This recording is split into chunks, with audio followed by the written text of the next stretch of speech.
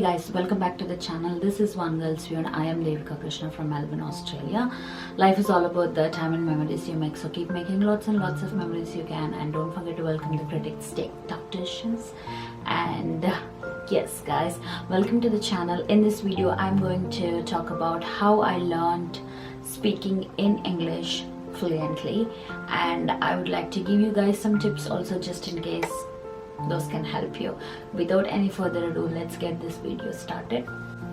First things first, if you don't know English, or if you don't know how to write, if you don't know how to read, if you don't know how to speak, that's completely fine. It's no big deal.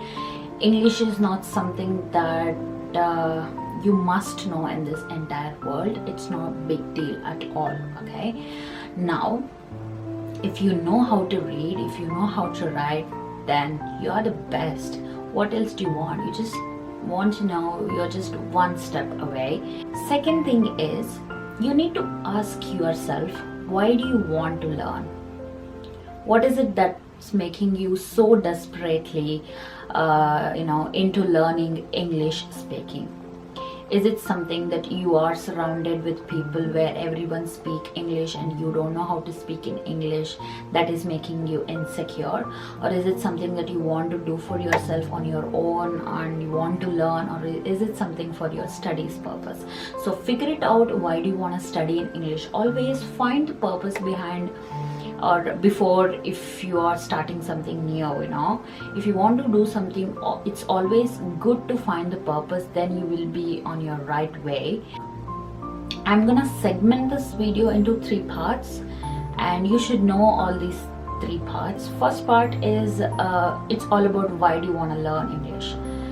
First part is for your studies, and here is the disclaimer, and I have no comments for people who are studying English literature, masters in literature, PhD in literature. Oh my god, you guys know more than I know, so you guys shouldn't watch this video. And I'm still learning, and it's not like I've learned speaking in English ages ago. I've learned very recently and I'm still getting there. I'm not perfect at all, so this video is not for you guys who are studying literature in English, because you know more than I do. Second thing is for your survival. That's a very good reason, I would say. Let's say you are getting into a school, you're getting into a college or university where most people speak in English, and if you want to communicate with them, you should know English. If you want to reply something to them, you should know English. Okay, in such cases, yes, you must learn how to speak in English. The third reason is, let's say that you want to study and survive. Let's consider my case. I had a dream of going abroad, having that independent life, surviving on your own, and obviously English speaking country.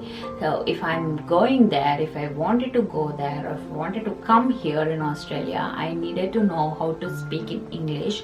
It's not that writing and reading. I was grammatically perfect when it comes to writing and reading, but when I was about to speak, I had insecurities, I had comfort zone issues, and I had to overcome that. So these are the 3 reasons, and figure out what is your purpose. Now I'm gonna straight away jump into how I learned speaking English fluently, or whatever the level that I'm right in. I'm not perfect, guys. Even in this video, if I'm making some mistakes, just that I'm still learning. When I was in my bachelor's, that's when I had found my purpose, that I need to go abroad and have an independent life there. So I was thinking, what should I do?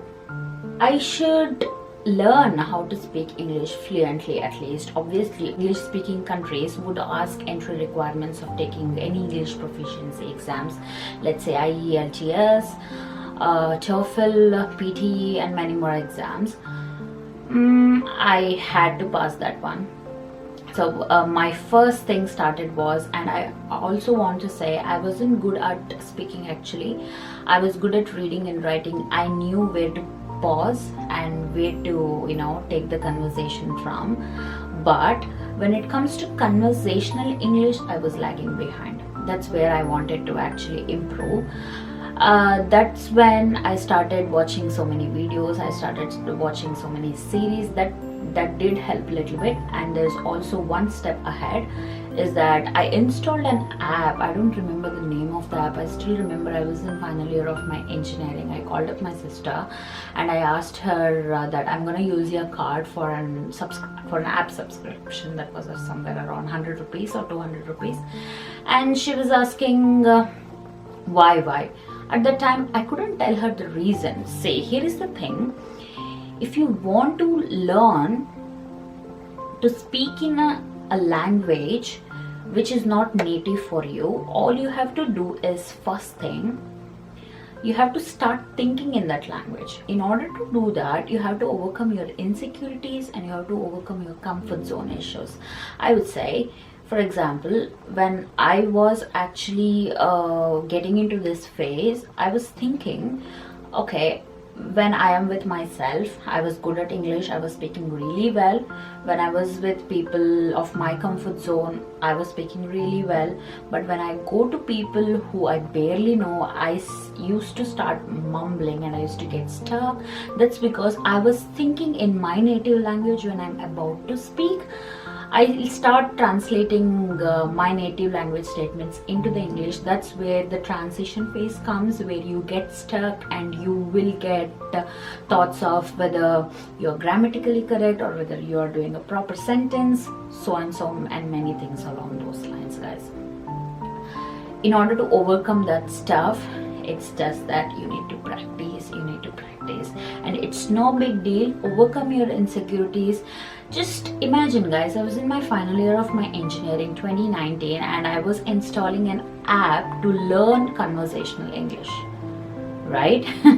So that was little bit silly or stupid or foolish for so many people who are around me, but I didn't give a shit about it because I wanted to learn English and I wanted to do right for my purpose that I found out recently by then. Okay, now here are some tips.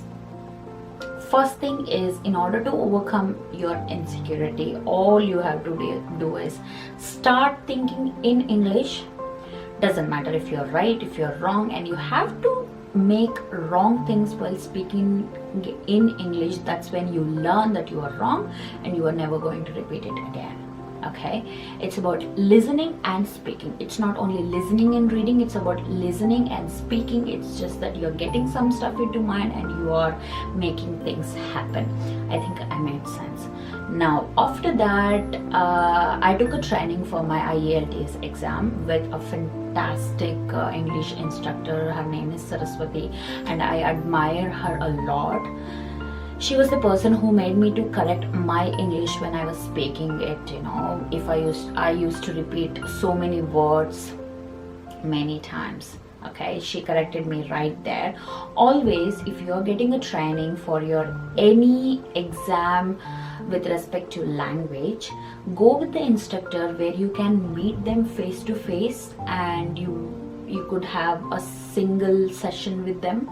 That's when people correct you that you're going wrong there and you're not going to repeat again. I think I made sense again.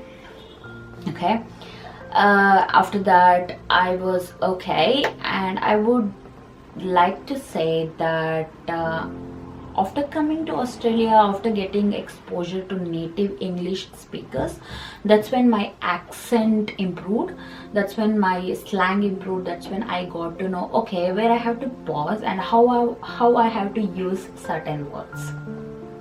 Okay, it's all about the process and it's all about the time, it's all about the time you gave. Okay, this is what happened with me, and the tips at the end of the video is at the beginning, for the beginners, start watching some English series with subtitles.